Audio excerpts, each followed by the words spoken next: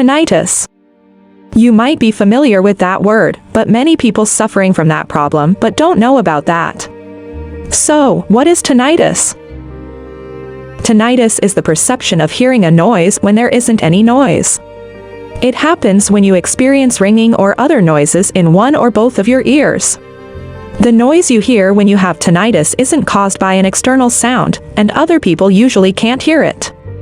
It's common and not usually a sign of anything serious, but it can be a minor annoyance or a devastating problem. It might get better by itself, but when it gets bad you must meet the treatments. You also can use some techniques to stop tinnitus. So guys, today, we will share some technique that you can use to stop tinnitus. Before you use the techniques, you have to know why it happened to you. Tinnitus, or ringing in the ears, can be caused by many things. But it isn't a disease. It's a symptom of another health problem.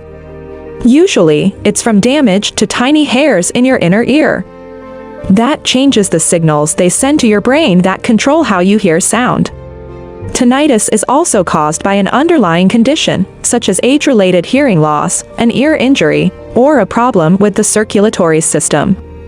For many people, tinnitus improves with treatment of the underlying cause or with other treatments that reduce or mask the noise, making tinnitus less noticeable. Tinnitus is most often described as a ringing in the ears, even though no external sound is present. However, tinnitus can also cause other types of phantom noises in your ears, including buzzing, roaring, clicking, hissing, humming. Most people who have tinnitus have subjective tinnitus or tinnitus that only you can hear. The noises of tinnitus may vary in pitch from a low roar to a high squeal, and you may hear it in one or both ears. In some cases, the sound can be so loud it interferes with your ability to concentrate or hear external sound. Tinnitus may be present all the time, or it may come and go. In rare cases, tinnitus can occur as a rhythmic pulsing or whooshing sound, often in time with your heartbeat. This is called pulsatile tinnitus. It could be temporary, or it might last for the rest of your life. And if it is, then you may face some more problems, like age-related hearing loss. For many people, hearing gets worse as you age. This usually begins around 60. It usually affects both ears. You'll probably notice a problem with high-frequency sounds. Loud noises. Loud noises are a leading cause. It could be something you hear every day for years or something that only happens once. That includes everything from concerts and sporting events to loud machinery and backfiring engines. They can affect one or both ears, and they may cause hearing loss and pain. The damage can be permanent or temporary. Too much earwax. Your body makes this gunky stuff to trap dirt and protect your ears. But if it doesn't wash away on its own and too many piles up, it could lead to ringing or hearing loss.